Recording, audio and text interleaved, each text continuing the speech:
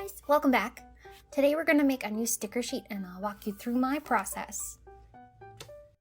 The design will be based on the baby seikret from Monster Hunter Wilds. Just look at these little guys. They're so round and so cute. No thoughts in that head. None at all. First, let's fire up our drawing software.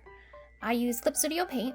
It's an awesome program where you can make comics and animations with relative ease, and it's quite heavy duty when it comes to features. But if all you want to do is create digital paintings and stickers, I would recommend something simpler like Procreate, and then maybe use an iPad with a stylus. I use this big drawing tablet from Huion. It's the Canvas 22 Plus. I would recommend one with a better resolution though, as this one has given me some astigmatism. It's a good price though. When coming up with ideas, I tend to draw first with pencil and paper and then transfer it into my digital canvas by taking a picture with my phone and then uploading it to my computer.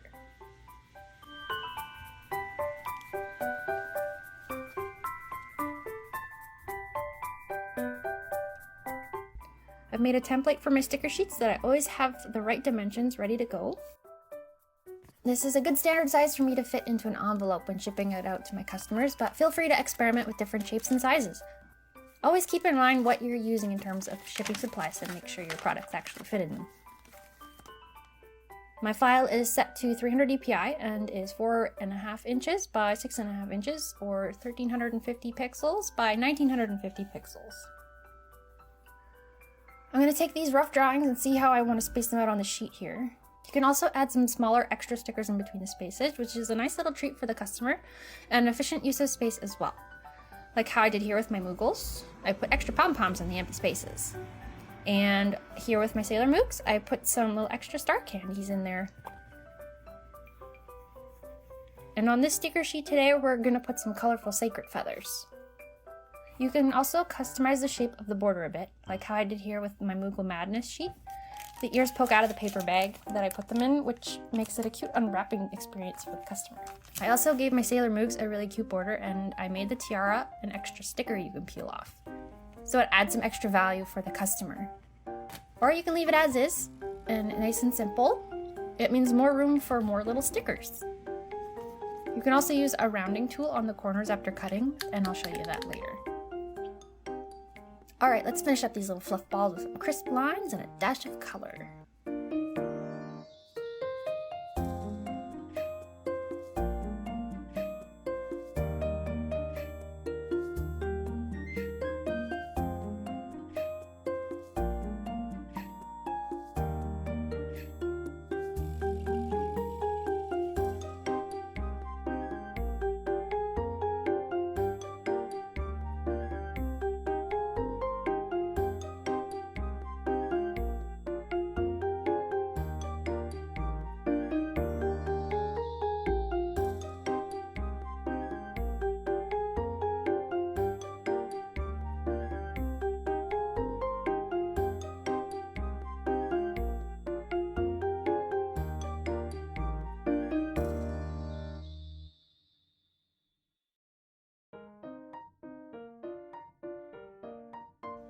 Now that the art is done, we shall need two files, an inner cut and an outer cut. We need to die cut the outside, that's where you cut all the way through the paper. And then we need to kiss cut the stickers inside, that's where you don't cut all the way through. Just give it a little kiss with the blade. Mwah. So we'll need to add the border cut line for the stickers here. And then I will extend it a little bit further and save that onto the background as the bleed. This is for any small cutting discrepancies the machine will have. These little crafting cutters you get for home aren't perfect like industrial ones, so we'll have to put in small safeguards to get decent results when the stickers are this small. It's easier when you're cutting bigger stickers. The cutting machine we'll be using is the Silhouette Portrait 3, but it's been replaced with a version 4 recently. If you want a really good machine with practically no issues and don't want to suffer the abuse that Silhouette and Cricut dishes out, invest in a Juliet Sizer. This baby is the dream, and once it's time to upgrade, it's bye-bye Silhouette. There's a new girl in town, and her name is Juliet. There's also this new machine from Locklick, and they make good stuff. I haven't had a chance to look into it, though. I hear the software needs some work. It is a fairly new product. But do some research. It may be a better option than the Cricut or the Silhouette, or maybe it's just as abusive. And if you want a machine that is super professional, you can go with a Roland, but the price... Ooh! Okay, on to printing and cutting. First, arrange your stickers in your cutting program and turn on your registration marks. These are what the machine reads so it can determine your placements.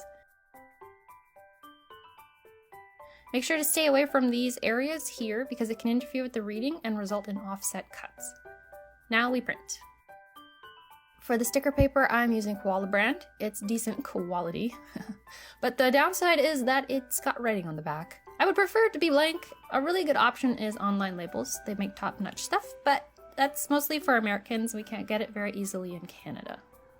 These are the settings I use for printing.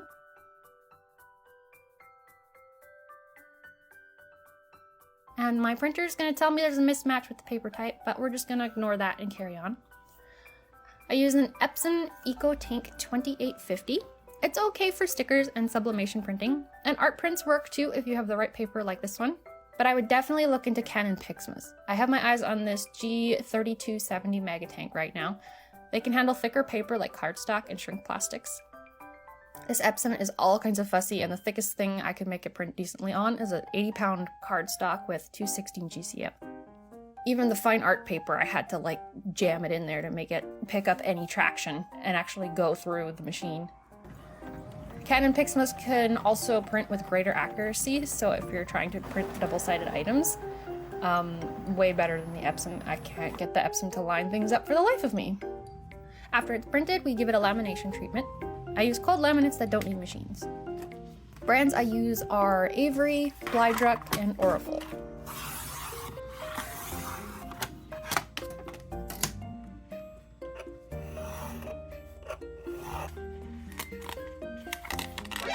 Nani? Round 2.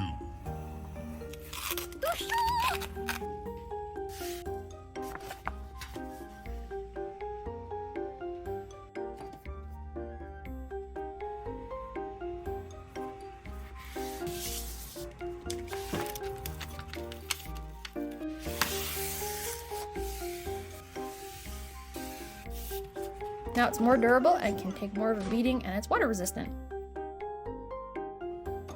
Now for the cutting. My blade is dull, so the settings I use are going to be slightly adjusted for that. Put the sticker paper on the cutting mat, lining it up all pretty and such.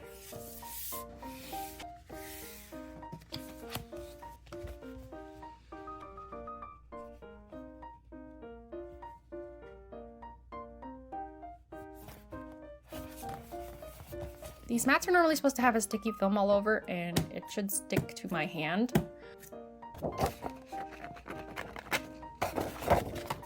I use this glue roller to apply some stick until I finally give in and purchase some more mats.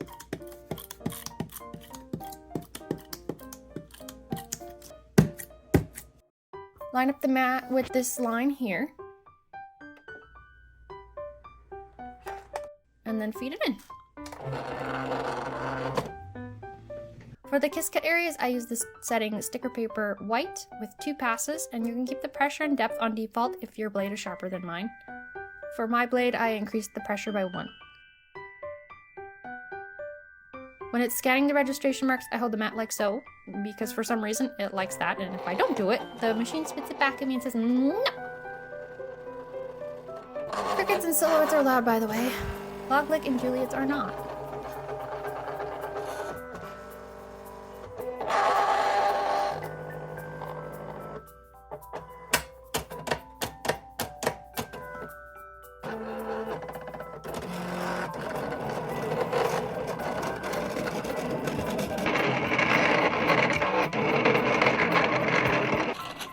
After the kiss cut, we do a little check before removing it from the machine so that everything is still perfectly lined up if it didn't cut deep enough. Then we can do another pass over it. Perfect! Now we die cut. For the die cut area, I use the setting sticker paper holographic. Again, I add a little bit more pressure because I'm cutting with a spoon here.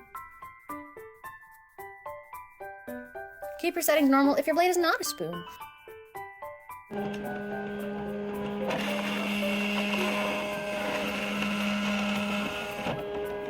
Just a little tip, if you're going to try and cut a bunch of paper with your brand new blade like I did for notepads, your blade will get real dull real quick. You can sharpen it a bit by taking a balled up piece of tinfoil and bonking your blade into it for a while.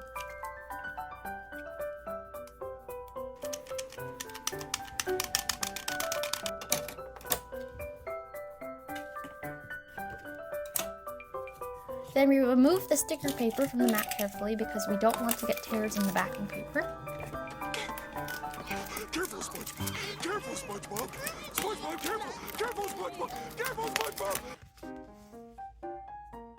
Clean off any residue left behind from the mat with a microfiber cloth.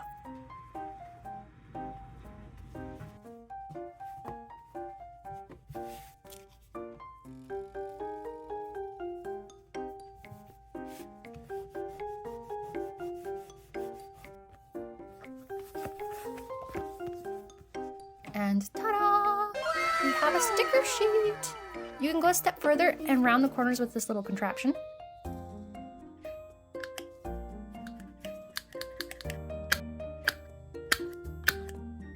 Makes it all roundy and cute. Now I'll throw these up in my Etsy shop, and if you're interested, there are these other 4 as well. We've got downy crakes, Suja frogs, Poogie, and the wudwuds. If this video was helpful for you, please leave a like, and if you want to follow me on my journey building an online business, consider subscribing. My shop is linked below if you'd like to support me and get yourself something cute. If you have any questions, leave them in the comments and I'll do my best to answer them. Thanks so much for watching, and I'll see you in the next one. Bye!